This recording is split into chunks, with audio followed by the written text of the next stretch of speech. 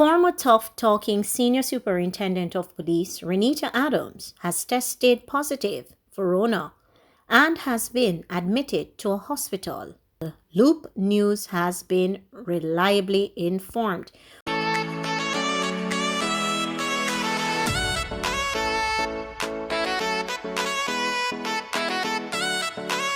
You're not like anyone else.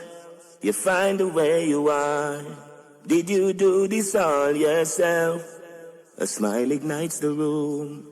Sending us up to the time, you know it's cartel.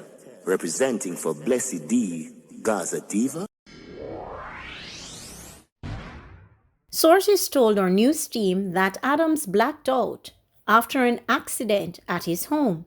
He was subsequently taken to hospital where he underwent a number of tests, including the Rona, which returned a positive result.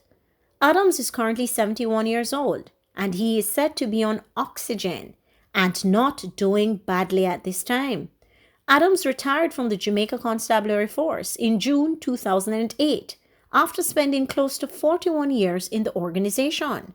Among his more noted roles in the JCF was as head of the paramilitary-style crime management unit, which specialized in heavy-handed policing that clearly drove fear into the minds of criminals across the country. Consequently, the mere presence of members of his unit in hotspots would quickly and significantly reduce serious criminal activities. Seen as a hero in some communities and among most Jamaica, judging by polling results over the years, he was also identified in some circles as being highly controversial. There you have it, people. Adams is 71 years old, didn't know the man was so old, and he is now hospitalized on oxygen after blacking out for Rona. We just need to stay tuned to that one. On to our next story, George Wright. The influential private sector organization of Jamaica PSOJ and the Jamaica Chamber of Commerce have both called for the resignation of Member of Parliament MP for Central Westmoreland, the Jamaica Labour Party JLP, George Wright. The call is relative to an incident in which a man believed to have been Wright was earlier this month caught on a video that has gone viral, beating a woman almost to a pulp with both his fist and a stool. The woman, Tanisha Singh, has refused to press charges despite the fact that she had to seek medical attention after the battering she received.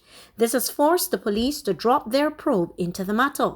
Despite the legal or criminal proceedings being halted, both the JCC and the PSOJ are adamant that Wright is not of the caliber that belongs in the nation's parliament. The violent and disgusting viral video recording showing a man assaulting a woman with his hands and with a stool that was circulated in April is forever seared into the minds of countless Jamaicans. The sheer and sustained brutality that was on display was outrageous at first sight.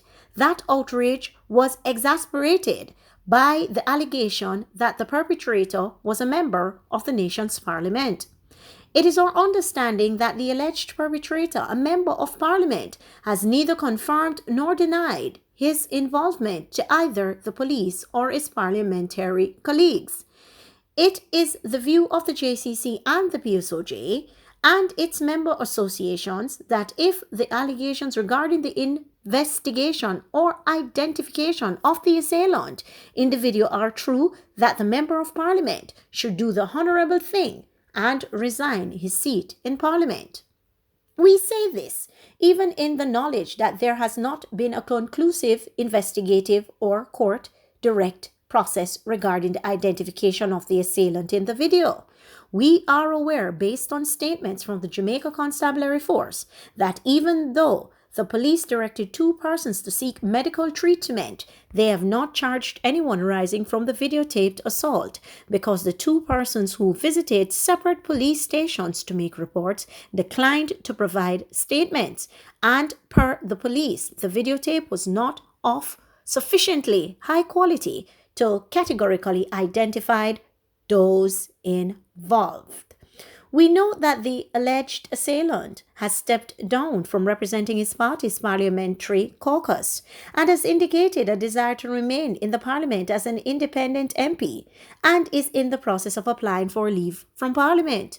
We do not believe that this change in status, however long it is meant to last, suffices, since at this point the alleged perpetrator has not publicly insisted on his unequivocal innocence to his colleagues and the police. He is not of the caliber that belongs in Parliament.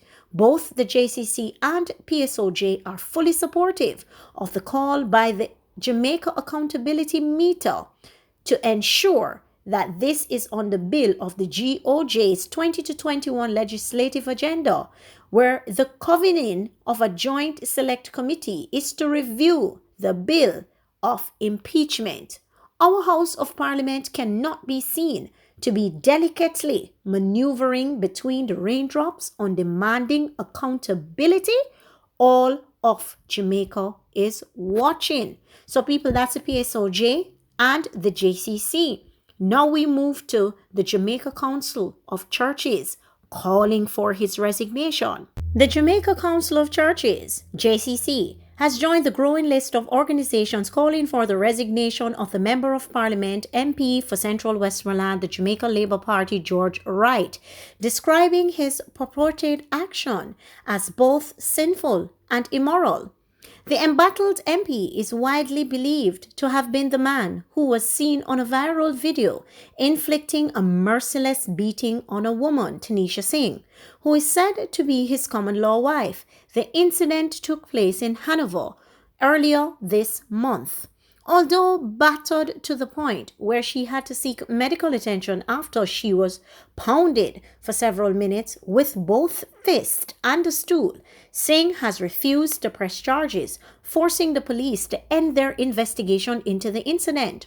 Wright has to date neither confirmed nor denied that he was the man in the video, which the police noted was of a low quality, making it impossible for them to definitively say that Wright was in fact the gross woman beater. Nonetheless, the list of organizations calling for his resignation is seemingly growing by the hour since last weekend. In calling for his resignation, the JCC acknowledged that there are legal and constitutional issues involved. However, more important are the moral issues that arise and cannot be ignored, even as the legal issues are stymied.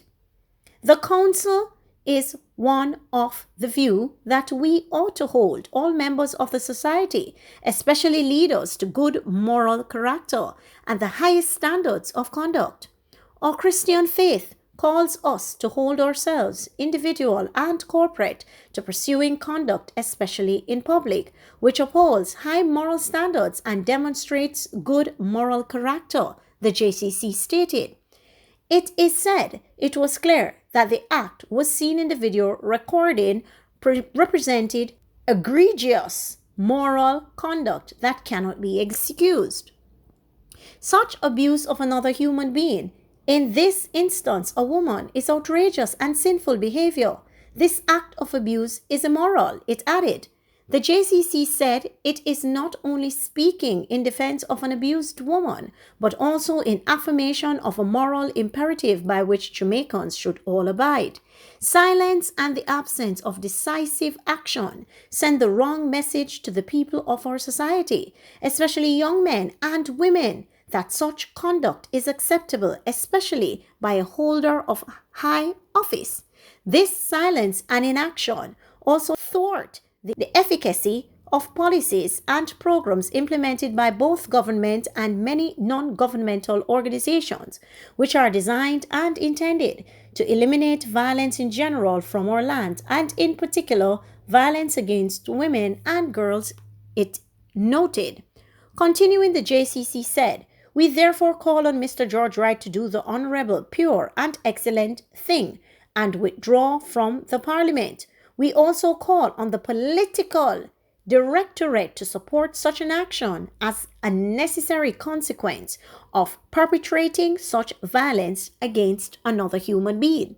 While calling for his resignation from Parliament, the JCC is extending pastoral support, which it said will enable Mr. Wright and others like him, both males and females, in their efforts to find forgiveness, healing, and wholeness.